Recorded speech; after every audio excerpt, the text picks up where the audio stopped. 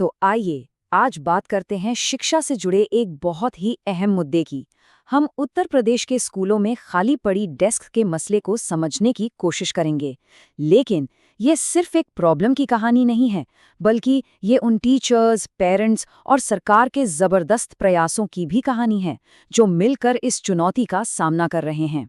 जरा सोचिए, आप एक टीचर हैं, रोज स्कूल आते हैं बच्चों को पढ़ाने, और एक दिन पता चलता है कि आपके कुछ स्टूडेंट्स हफ्तों से क्लास में आए ही नहीं हैं।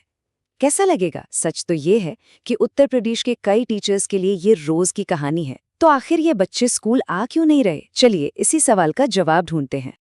तो इस प्रॉब्लम की जड़ को समझने के लिए क्यों ना एक ऐसे टीचर की कहानी से शुरुआत करें जिसने इस चुनौती से निपटने के लिए एक ऐसा कदम उठाया जिसके बारे में शायद ही किसी ने सोचा होगा।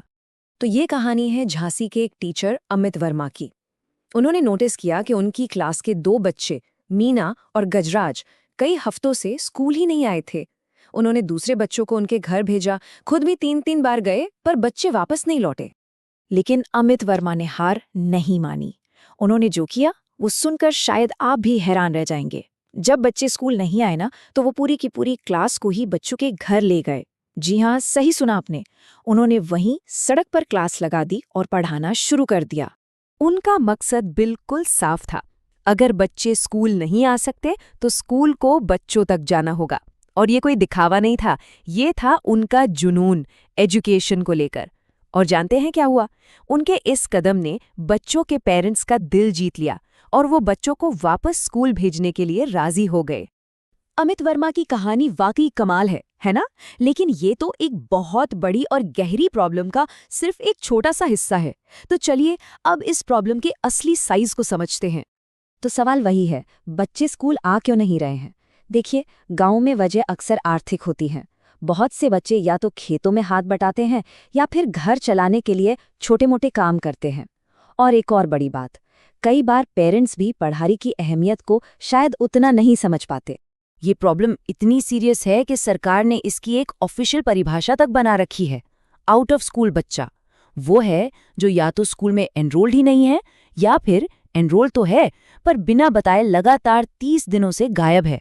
30 दिन, ये सिर्फ एक नंबर नहीं है, ये वो लाइन है जिसके बाद एक बच्चे पर ऑफिशियली स्कूल से बाहर का ठप्पा लग जाता है। ये एक तरह का अलार्म है जो बताता है कि एक बच्चे का भविष्य दांव पर लगा है। तो जाहिर है, इतनी बड़ी चुनौती से सिर्फ अमित वर्मा जैसे अकेले टीचर तो नहीं लड़ सकते। तो सवाल ये है कि सरकार इस प्रॉब्लम को सॉल्व करने के लिए क्या बड़े कदम उठा रही है।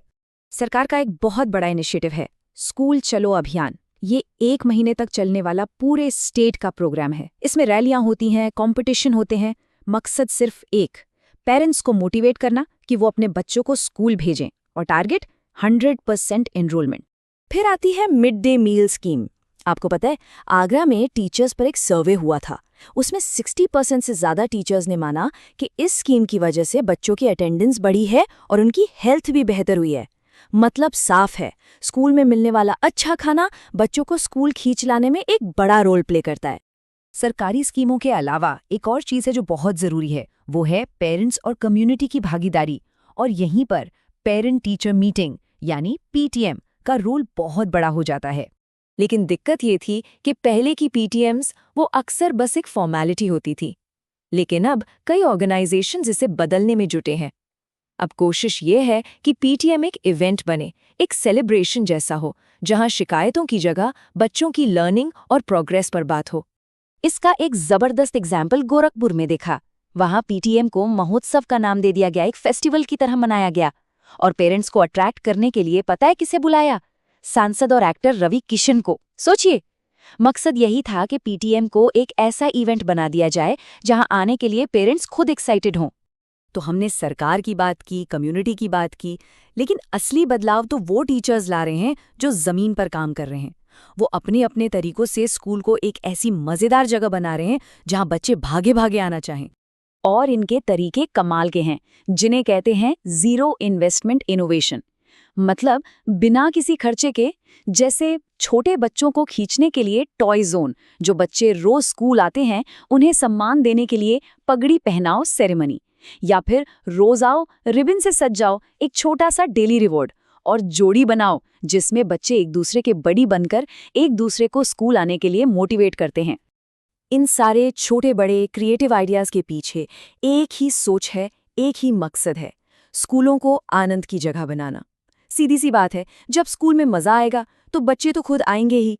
तो हमने एक अकेले टीचर की जबरदस्त एफर्ट को देखा, सरकार की बड़ी बड़ी स्कीम्स को समझा और कम्युनिटी की ताकत को भी पहचाना।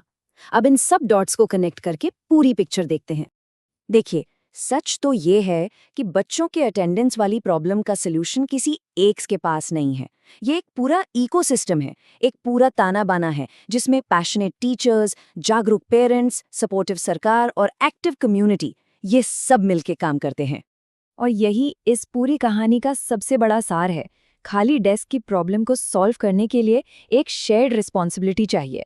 जब टीचर्स, पेरेंट्स, कम्युनिटी और सरकार ये सब एक टीम बनकर काम करते हैं, तभी असली बदलाव जमीन पर दिखता है। तो आखिर में एक सवाल पर आकर रुकते हैं, वो कौन सी एक चीज है जो एक बच्चे को हर दिन खुशी खुशी स्कूल के गेट तक खींच लाती है? क्या वो मिड डे मील है, या कोई कमाल का टीचर, या फिर घर से मिला हौसला, या शायद इन सब का एक साथ होना ही वो असली जादू है जो खाली डेस्क को फिर से भर देता है।